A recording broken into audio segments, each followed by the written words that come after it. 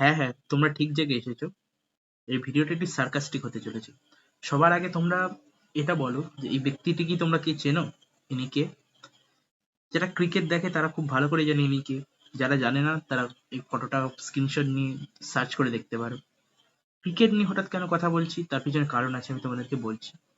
দেখো, এই যে ব্যক্তিটি রয়েছে এর নাম হচ্ছে ফিন সামথিং। এবার ফিন যে সামথিং যেটা রয়েছে তার সাথে রিজেম্বল করে এমন একটি কোচিং ইনস্টিটিউশন রয়েছে যাদের একটা ভিডিও আমি দেখতে পেলাম এবং আমাকে কমেন্ট করেই একটা ছেলে জানালো। জানার পরে আমি ভিডিওটা দেখলাম। তারপর আমি ভাবলাম যে এটা তো প্রত্যেক বছরের এদের এইসব জিনিস এরা করতে থাকে। তো তোমাদেরকে আমি সেই বিস্তারিতভাবে আলোচনা করব এবং তোমরা সবাই জানো সেই জিনিসটা, কিন্তু মন বিশ্বাস করে না। দেখো, সবার আগে আমি তোমাদেরকে রেফারেন্সটা দিই। দেখো, একটা কোচিং ইনস্টিটিউশন এই ব্যক্তিটির সাথে রিজেম্বল করে এমন একটা কোচিং ইনস্টিটিউশন ক্লেম করছে যে তাদের 16+ স্টুডেন্ট 700+ স্কোর করছে। আচ্ছা, 16টা স্টুডেন্ট 700+ স্কোর করছে তো করছে, তাতে অসুবিধা কি? অসুবিধা এটাই, সবার মনে এখন একটা ডাউট হচ্ছে যে তাহলে কি কোশ্চেন লিক হয়ে গেল? অনেকের মনে হচ্ছে যে হ্যাঁ, কোশ্চেন লিক হয়ে গেল। আবার অনেকে ডাউট করছে যে তাহলে কি সবার এক্সাম খুব ভালো গিয়েছে? এবার দেখো, তোমাদেরকে একটা জিনিস দেখাই। এই দেখো, এই জিনিসটি দেখতে পাচ্ছ? ইনি ওই ব্যক্তিটাই যে ব্যক্তিটার তোমাদের ছবি দেখালো।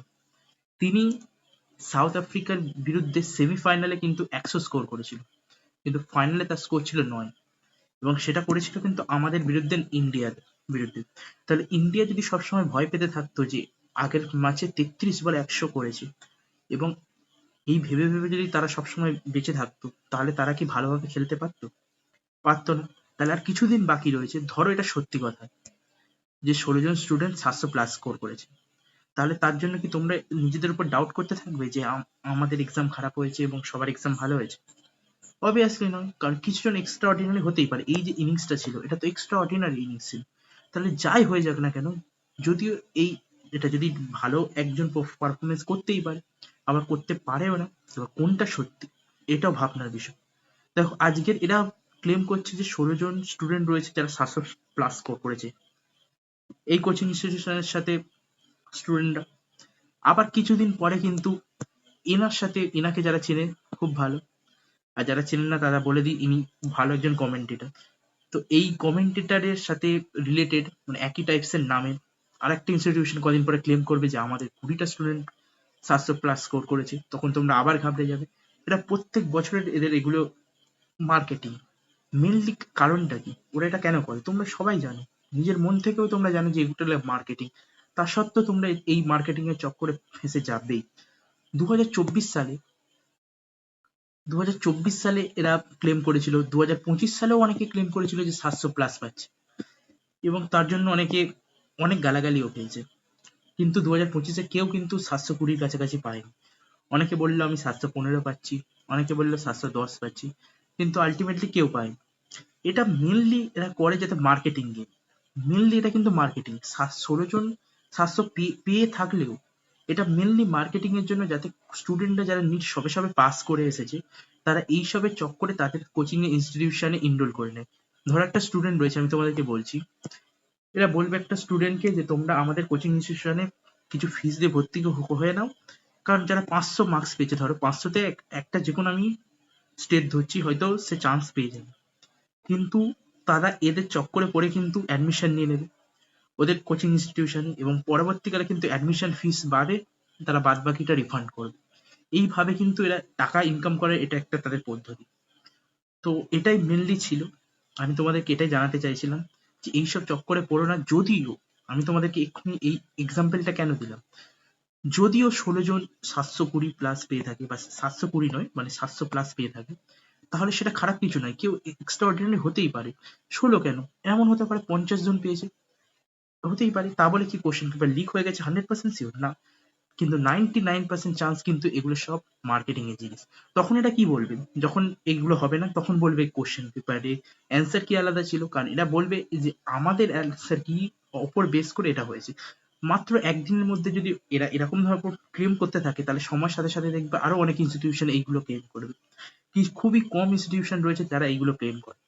তো আশা করি তোমাদেরকে আমি বোঝাতে পারলাম ভালোভাবে। তো এইসব চক্করে পড়ো না। অথেন্টিক নিউজ দেখো, যতক্ষণ না কোনো কিছু কনফার্ম হচ্ছে সেই সব জিনিস নিয়ে বেশি ভাবনা চিন্তা করো না।